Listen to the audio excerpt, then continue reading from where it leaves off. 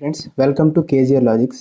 ఈరోజు మనం ఈ వీడియోలో ఎస్ఎస్సి ఎంటీఎస్ అండ్ హవాల్దార్లో సెషన్ 1 క్వాలిఫై అవ్వాలంటే ఏం చేయాలి, ఏం చదవాలి, ఎన్ని మార్క్స్ తెచ్చుకోవాలి, అసలు ఎగ్జామ్ సిలబస్ ఏంటి సెషన్ 1 అనే దాని గురించి, ఓన్లీ రీజనింగ్ చదివితే సెషన్ 1 క్వాలిఫై అయిపోతామా?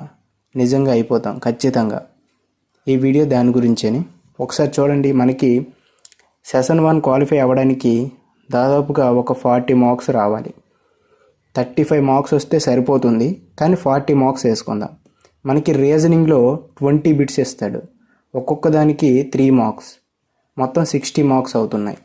అలాంటప్పుడు మనకి 40 మార్క్స్ రావాలంటే ఎన్ని బిట్స్కి మనం ఆన్సర్ చేయాలి? కరెక్ట్గా 14 బిట్స్కి ఆన్సర్ చేయాలి. సో 42 మార్క్స్ వచ్చేస్తాయి మనకి 14 బిట్స్ ఆన్సర్ చేస్తే. 20 బిట్స్లో 14 బిట్స్ ఆన్సర్ చేస్తే చాలు. ఇక్కడ ఇంకొక విషయం ఏంటంటే సెషన్ 1లో మనకి నెగిటివ్ ఉండదు. అంటే మీరు ఎన్ని తప్పులు చేసినా పర్వాలేదు, 14 అయితే కరెక్ట్ చేసేయాలి. అర్థమెటిక్ రీజనింగ్ కలిపి 14 బిట్స్ కరెక్ట్గా పెట్టేస్తే మీరు సెషన్ 1 అనేది క్వాలిఫై అయిపోతారు. మిగతా తప్పులు రాసినా పర్వాలేదు. సో మనము ఓన్లీ రీజనింగే, జస్ట్ 10 డేస్లో ఓన్లీ రీజనింగ్ చదివిస్తే మనం సెషన్ 1 చాలా సింపుల్గా క్వాలిఫై అయిపోవచ్చు. అయితే మనకి రీజనింగ్ నుంచి ఏ చాప్టర్స్ నుంచి బిట్స్ అనేవి అడుగుతున్నాడు ఇప్పుడు మనము ఈ వీడియోలో డిస్కస్ చేయబోతున్నాం. ఒకసారి చూడండి. ఇక్కడ నెంబర్ సిరీస్ నుంచి 2 బిట్స్ ఇవ్వడం జరుగుతుంది. నెంబర్ సిరీస్ అంటే ఏంటి? కొన్ని నెంబర్స్ అనమాట సిరీస్ లాగా ఇస్తాడనమాట. అందులో ఏదో ఒక దగ్గర ఒక క్వశ్చన్ మార్క్ పెడతాడు. ఆ క్వశ్చన్ మార్క్ ప్లేస్లో ఉన్నది మనం కనిపెట్టాలి. సో అది నెంబర్ సిరీస్. ఇలాంటి క్వశ్చన్స్ పైన చూపిస్తున్న విధంగా ఇలాంటి క్వశ్చన్స్ 2 ఇస్తాడు కాబట్టి 6 మార్క్స్.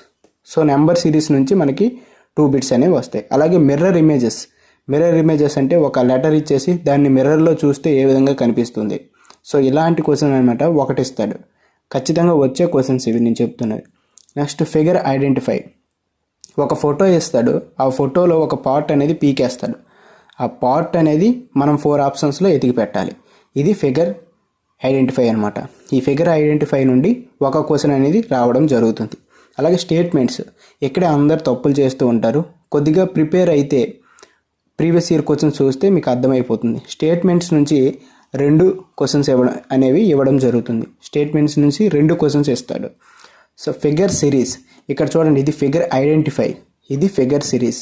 రెండింటికి చాలా తేడా ఉంది. ఫిగర్ ఐడెంటిఫై అంటే మనం జస్ట్ అక్కడ ఫిగరు ఎతికి పెడితే సరిపోతుంది. కాకపోతే ఇక్కడ ఫిగర్ సిరీస్ 4 పార్ట్స్ ఇస్తాడు. అందులో సిరీస్ రన్ అవుతాయి అన్నమాట. 5th పార్ట్లో వచ్చేటప్పటికి సిరీస్ అనేది ఏ విధంగా రన్ అవుతుంది కింద ఆప్షన్స్లో మనం వెతికి పెట్టుకొని పెట్టాలి అనమాట. సో పైన కనిపిస్తున్న క్వశ్చన్ మాదిరి క్వశ్చన్స్ ఉంటాయి. ఫిగర్ సిరీస్ అంటే అదే అనమాట. దీని నుంచి ఒక బిట్ అనేది వస్తుంది. కోడింగ్ డీకోడింగ్ మీ అందరికీ తెలిసిందే. కోడింగ్ డీకోడింగ్ అంటే ఏంటి? ఒక లెటర్ ఇస్తాడు, ఆ లెటర్కి రిలేటెడ్గా ఇంకొక లెటర్ ఇస్తాడు అనమాట. లేకపోతే ఒక నెంబర్ ఇస్తాడు, ఆ నెంబర్కి రిలేటెడ్గా ఇంకొక నెంబర్ ఇస్తాడు.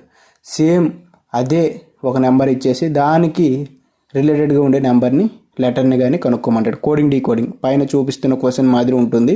సో ఇలాంటి క్వశ్చన్స్ 2 ఇస్తాడు. Next combination of letters. Combination of letters అంటే ఏంటి? కాంబినేషన్ ఆఫ్ లెటర్స్ అంటే ఏంటి కాదు, చూడండి. ఇలా డాష్లు ఇస్తాడనమాట. డాష్లు ఇచ్చేసి ఈ డాష్ల్లో ఏమొస్తాయి అనేసి కనిపెట్టమంటాడు. ఇలా డాష్లు ఇచ్చేసి పైన ఉన్న క్వశ్చన్ ఒకసారి చూడండి. సిమిలర్ రిలేషన్షిప్ నుండి పైన చూపించిన విధంగా ఉంటాయి అన్నమాట సిమిలర్ రిలేషన్షిప్స్. సో ఆ క్వశ్చన్ మాదిరి ఒక క్వశ్చన్ అనమాట ఇవ్వడం జరుగుతుంది. అలాగే ఆల్ఫాబెట్ ఆర్డర్స్ అంటే ఏమీ కాదు. ఫర్ ఎగ్జాంపుల్ ఒక లెటర్ ఇస్తాడు, HIJK లెటర్ ఇచ్చాడు అనుకోండి. దీనికి రిలేటెడ్గా ఇంకొక లెటర్ ఇస్తాడు ఆల్ఫాబెట్లో. H తర్వాత ఏమొస్తుంది? J వస్తుంది. I తర్వాత K వస్తుంది. J తర్వాత K వస్తుంది. K తర్వాత L వస్తుంది. సో ఇది ఒక ఆల్ఫాబెట్ ఆర్డర్లో ఉంది. సేమ్ ఇలాంటిదే ABCD అని ఇచ్చాడు అనుకో. ఇది ఎలా ఆల్ఫాబెట్ ఆర్డర్లో ఉందో సేమ్ ఇది కూడా A తర్వాత B వస్తుంది, B తర్వాత C వస్తుంది, C తర్వాత D వస్తుంది, D తర్వాత E వస్తుంది. సేమ్ ఇదే ఆల్టర్నేటివ్లో మనము పెట్టాల్సి ఉంటుంది. సో అదేనమాట ఆల్ఫాబెట్ ఆర్డర్.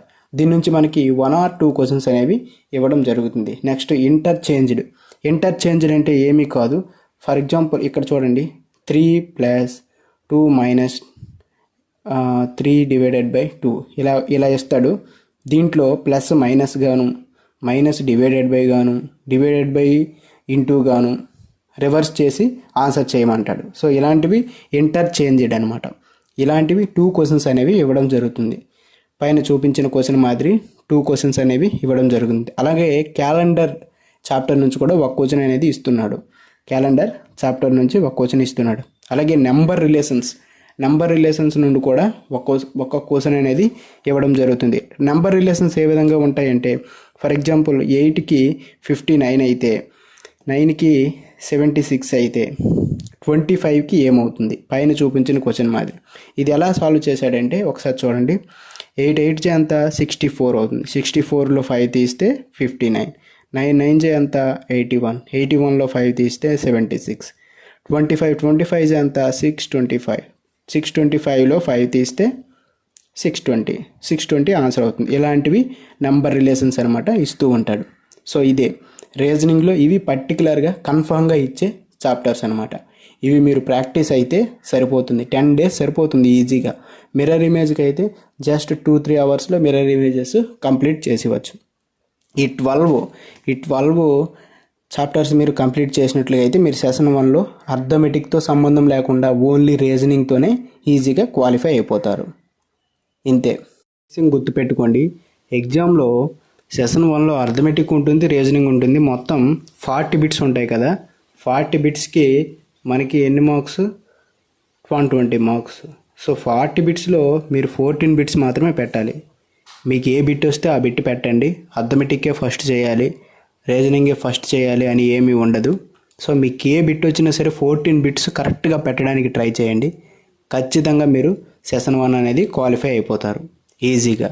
సో అందువల్ల మీరు 14 బిట్స్ కరెక్ట్ పెట్టడానికి ట్రై చేయండి. మిగతా తప్పు పెట్టినా పర్వాలేదు, నెగిటివ్ అయితే లేదు కదా.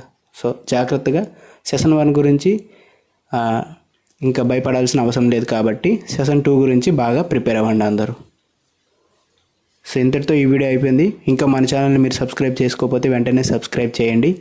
ఇంకా ఈ వీడియో పైన మీ అభిప్రాయాన్ని కామెంట్ చేయండి.